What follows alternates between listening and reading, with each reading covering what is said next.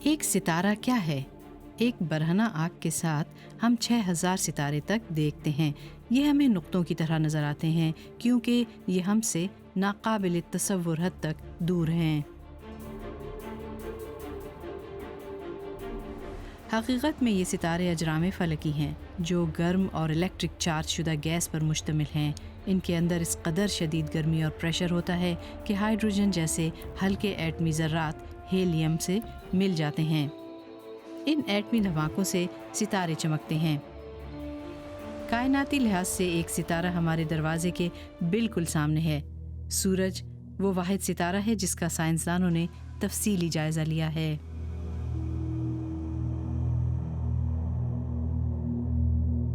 زمین کے مقابلے میں سورج بہت بڑا ہے، لیکن ستاروں میں یہ ایک بونا ستارہ نظر آتا ہے۔ ماہرین فلکیات نے ستاروں کو ان کی چمک اور روشنی کے رنگ کی بنیاد پر گروپس میں تقسیم کر رکھا ہے۔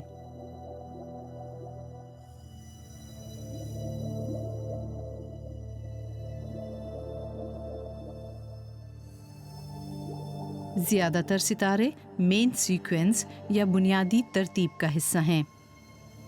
سرخ ستارے سب سے چھوٹے گروپ کا حصہ ہیں کیونکہ ان کی ہائیڈروجن آہستہ آہستہ جلتی ہے۔ ان کی عمریں اربوں سال ہو سکتی ہیں۔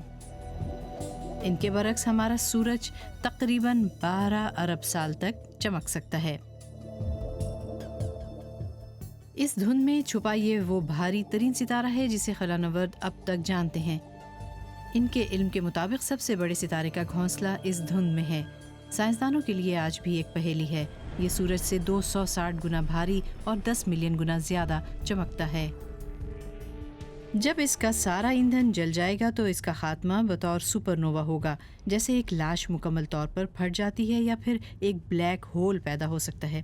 اس سے نکلنے والے کیمیائی عناصر خلا میں پھیل جائیں گے۔ یہ زندہ مخلوق اور سیاروں کا تعمیری مواد ہے۔ ہم جن اجزاء سے بنے ہیں، ہمارے خون میں آئرن وغیرہ ستاروں سے ہی دنیا تک پہنچے ہیں۔ سورج کی روشنی اور گرمی کے بغیر ہماری زمین ایک مردہ سیارہ ہوتی۔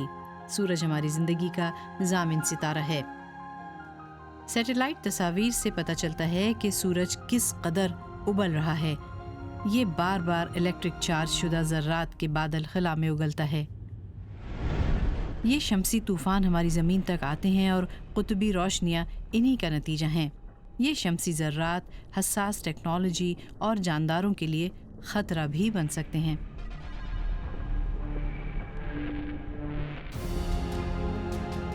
بڑی بڑی دوربینوں سے سائنسداں دور کے ستاروں کے مقناطیسی میدان پر تحقیق کرتے ہیں۔